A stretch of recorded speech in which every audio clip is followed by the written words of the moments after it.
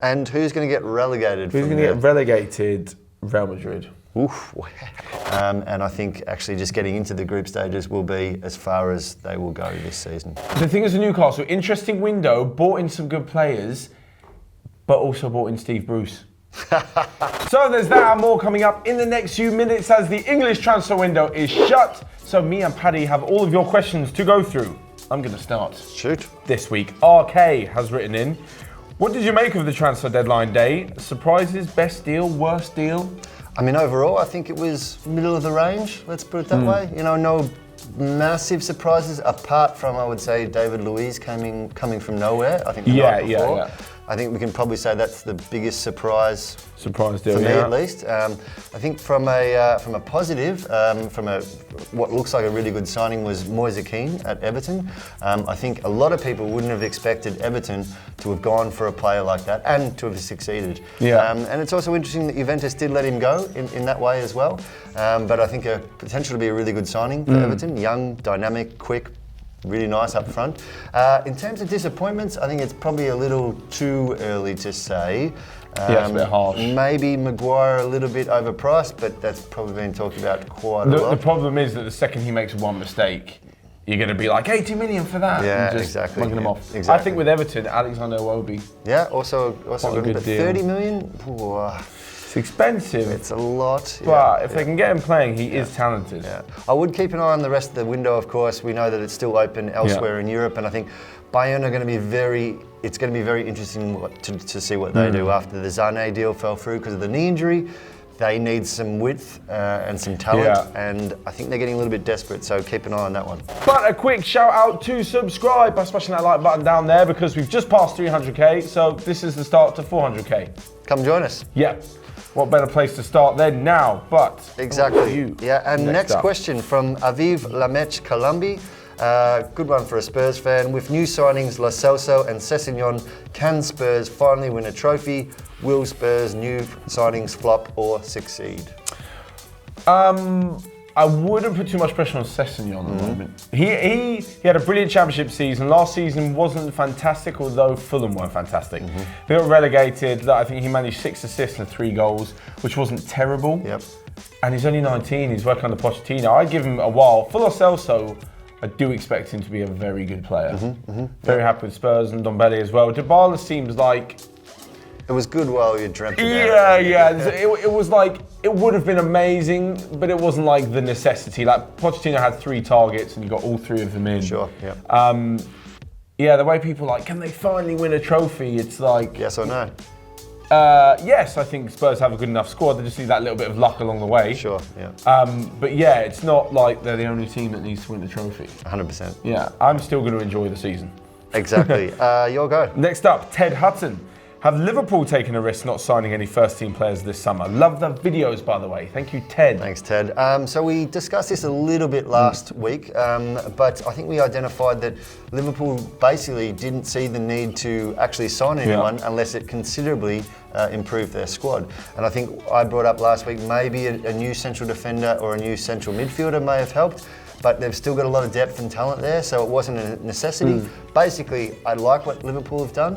I think they haven't panicked. They haven't just gone out to spend money for the sake of spending money.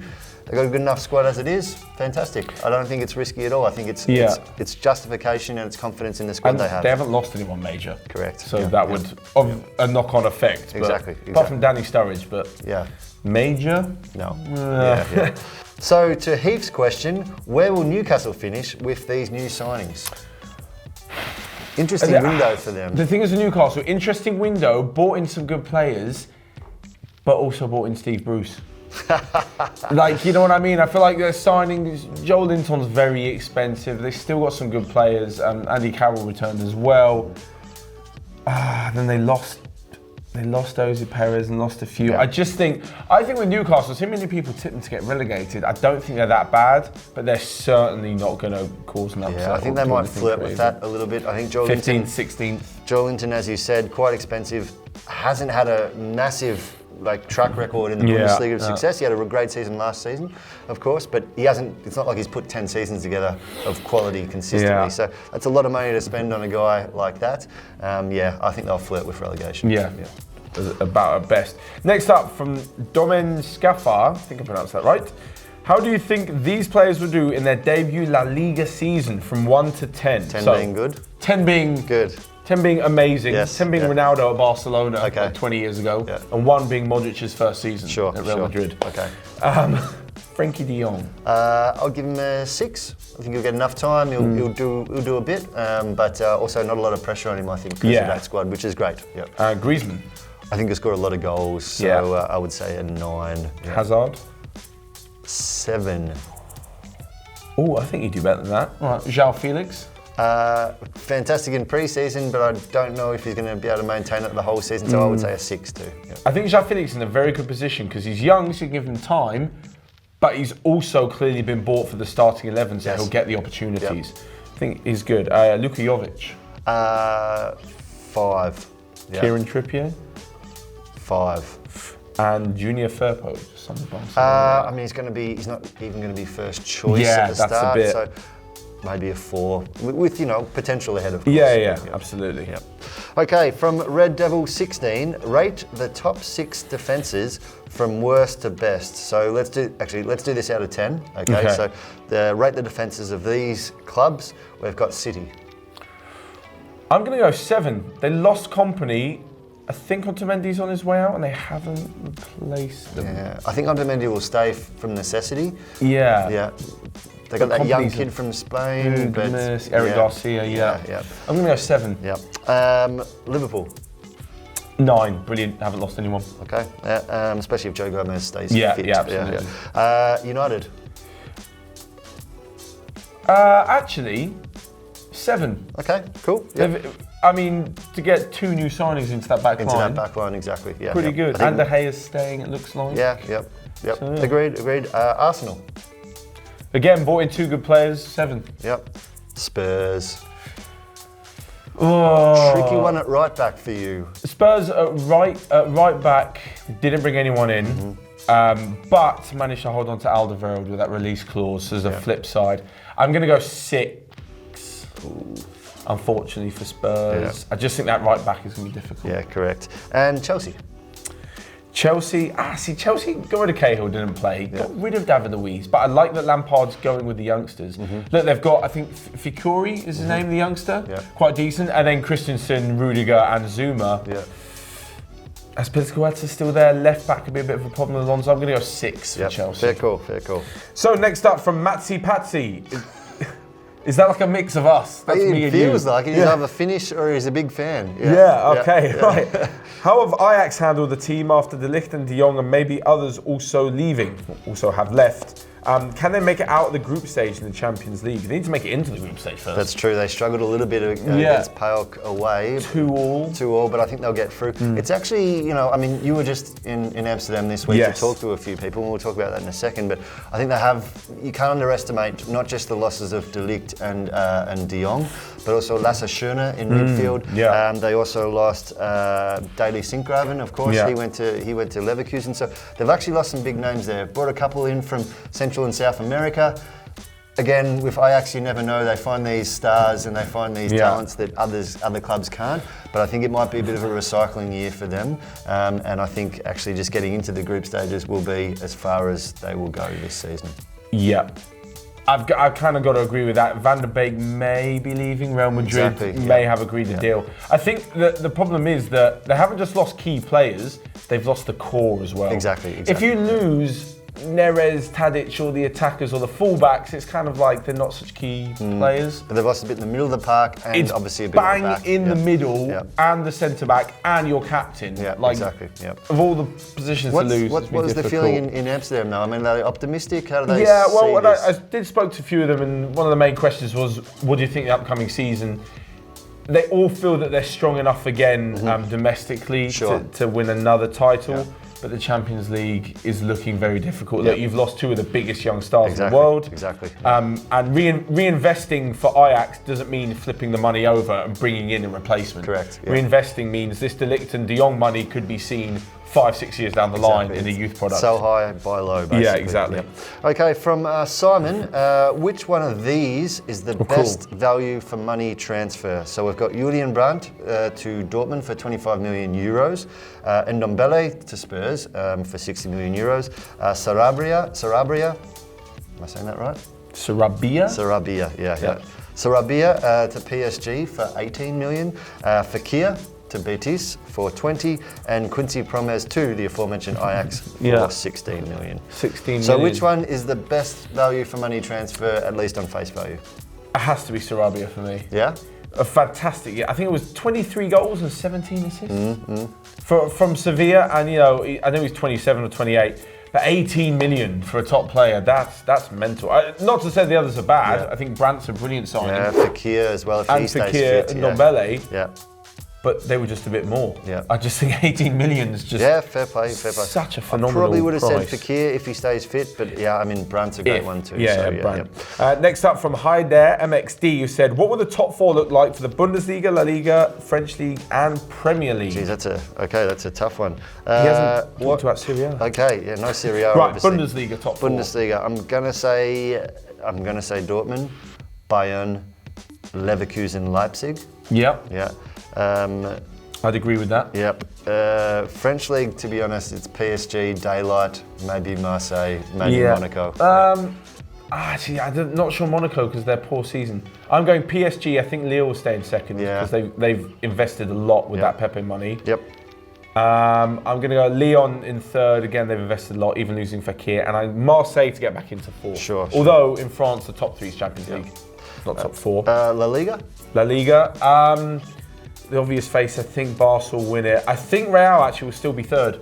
Really? I still think so you have Atleti second? Yeah, I remember saying earlier, I'm not so sure about them, but now I don't know, I feel like there's some sort of resilience about them. Okay, I'm going to say Barca, Real, Atleti, and then, it's one of a few Valencia, of them. It could be Sevilla. I'm going to go for Valencia, I think. And last one is the Premier League. Premier League. Oh, we spoke about this in our predictions video, actually, for the Premier League. We'll leave a link. Down below. Yep. Mine was Man City to win it, Liverpool, Spurs, Arsenal. Man City, Liverpool. Yeah, actually agreed. Agreed. Yeah.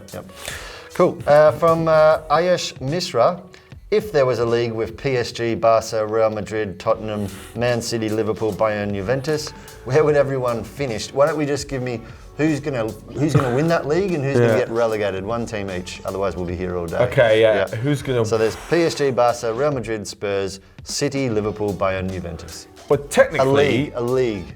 Yeah. Okay, so they're playing each other twice. Exactly. Yeah. Pretty much like the Champions League quarterfinals. Yeah.